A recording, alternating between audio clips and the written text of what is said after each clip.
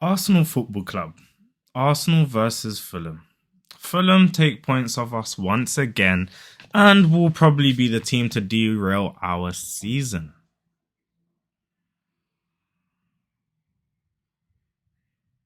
I asked this question on a podcast that I did with my brothers, the North London Gooner podcast, which will be coming back to this channel very soon. It was on my personal channel, Wayo. Go sub to me there for lifestyle, gaming, that kind of jazz. But here we speak about the Arsenal. And I made a comment there, which is Arteta has had more phases than Marvel. But when is it going to be the end game? When are we going to collect the Infinity Stones and reach the end game and lift that Premier League trophy? Because I don't think it's this year. Let me tell you right now, I think the trophies are write-off. Until we have taken the reins into our own hands and taken matters into our own hands, where it's ours to lose, we're not winning the title. I'll say that now. We're not title contenders. Forget about chasing Liverpool. Right now we're chasing Chelsea. Top spur the bottle jobs, bottled it again. Yeah, they went 2-0 up, lost 4-2. Cucurella was moving like Sideshow Bob. Yeah, in the first half. Honestly, couldn't do a damn thing. Second half, Chelsea just came and bopped them off the pitch. Cole Palmer, 2 penalties. Did a Panenka on the second penalty. Nasty work. And Arsenal. Let's speak about the game yesterday.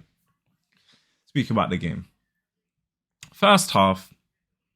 Okay. No, team selection. Timber, left back. Why not Skelly?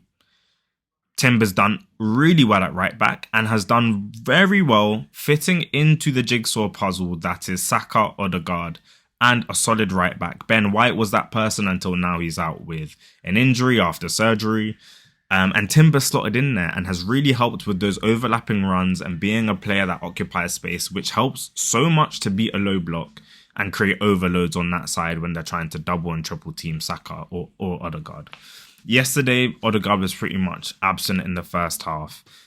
We started the game with a great 9 minutes, but a Premier League match ain't 9 minutes long. Literally, it was after we had one chance. Fulham played like 20 passes and they score a goal. Early doors. Kivior. How can we in the summer how can we have signed that many centre-backs? Honestly, over Arteta's reign as manager, we've signed almost a full 11 of goalkeepers, or pretty much a full 11 of defenders. Like, we might as well just go Jose Mourinho style and just play all defenders. Just 11, just park it, chill it. And we have some great attackers in this team.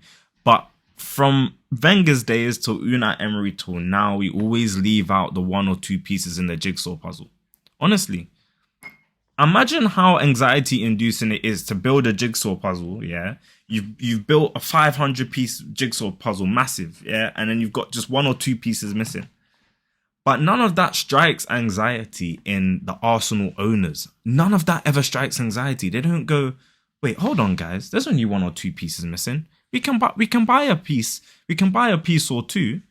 We've already done the job of fixing the puzzle. Arteta's already put himself on the line to build a team, which, to be fair, post-Emery after those years, a massive clean-out job and a restart was needed.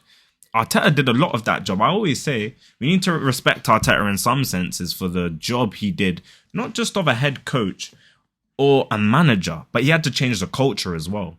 People might sneer at that or think that's just a light job, but nah.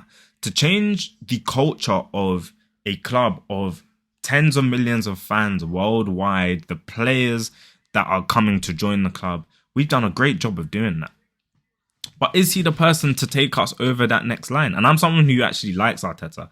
I actually think he is the right man. But also, if you don't have the environment to push you to do more, then realistically, I don't know. I really, like, sometimes I'm just like, why can we not do those extra few things? And in January, we're not gonna do anything. We're not gonna sign. We gave them leeway in the summer, and we always do. We're like, cool, yeah, you signed all of these centre backs and defensive players. Marinos, who's as slow as Xhaka, and he looks more like Xhaka in his first 5 years. Calafiori, decent going forward, defensively liable. Signed all of these players. We're like, cool. If you're not going to buy a striker, get us a winger. Get us somebody who competes with Saka or Martinelli. That left side, washed up. Trossard had an okay first half. Gets taken off just as I feel like he was growing into the game. Then we brought on Martinelli, who's offside in what is an amateur show of match IQ. You're a winger who's facing side on, can see all across the line.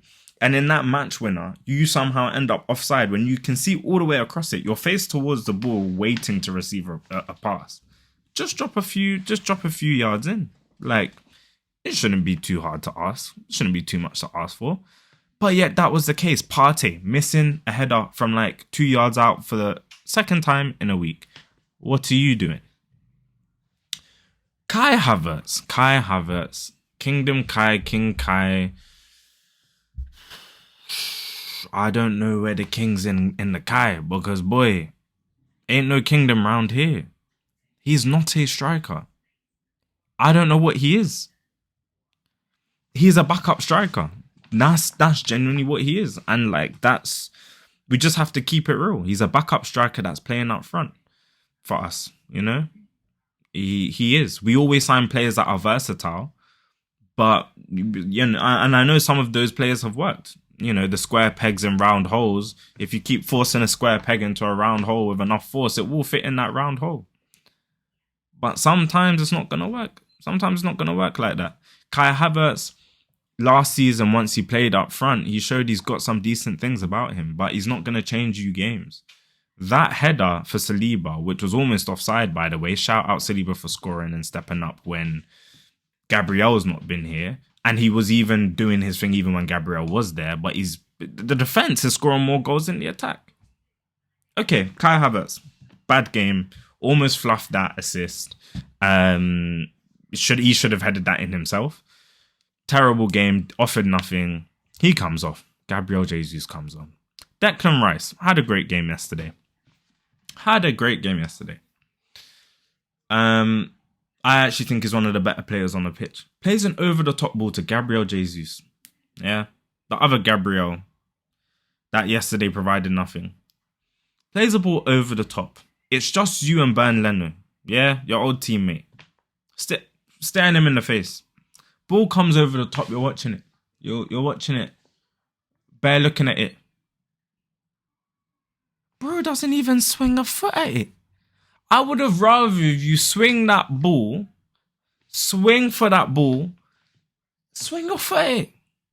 I would have rather you put in 100 shot power, swing and missed it, than you just stare at the ball, let it bounce, and then Leno just claims the ball. But instead you did nothing. You had a goal scoring opportunity as a striker. You've been given the opportunity to come on and replace Havertz. You also didn't do anything. And you had a chance to at least take a touch. Or at least have a swing and a miss. But he didn't swing. He didn't score. And I don't like people bringing up that interview of him saying he's not a striker.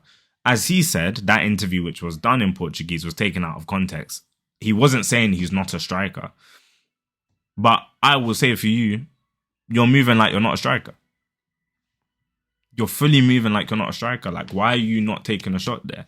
So I'm very worried. Like, we go into the Champions League this week against Monaco. That's not going to be easy. That's going to take the wind out of ourselves. It's not going to be an easy game. And I don't know where we go from here, people. Chelsea are 2 points above us? So that's Chelsea, you know. Maresca FC, Cole Palmer FC, they're ahead of us. Literally, I can't believe it. If we end up third this season with Chelsea above us, I really need Arteta to start being asked some serious questions, because how have we let that happen? How have these players need to start taking accountability? Jorginho went on Rio Ferdinand's podcast talking about how, like, yeah, we're almost there, but like, are we really almost there? We've done it twice in a row, but we need more. We just look. Do something. We have to go for a perfect run.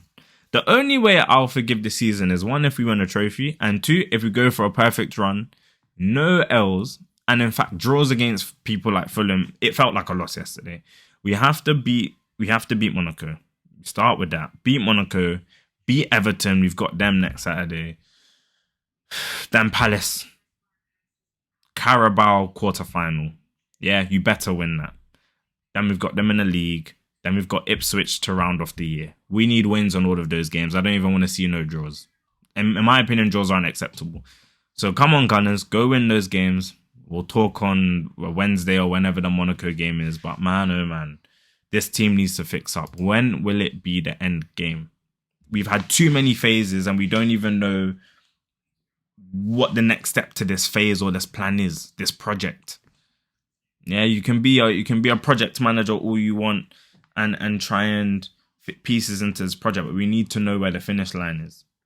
But listen, people, that's it from me, NLG. If you like, drop a like. If you loved it, drop a sub to be a part of the NLG fam. And look, I'll catch you in a bit. We'll chat on Wednesday.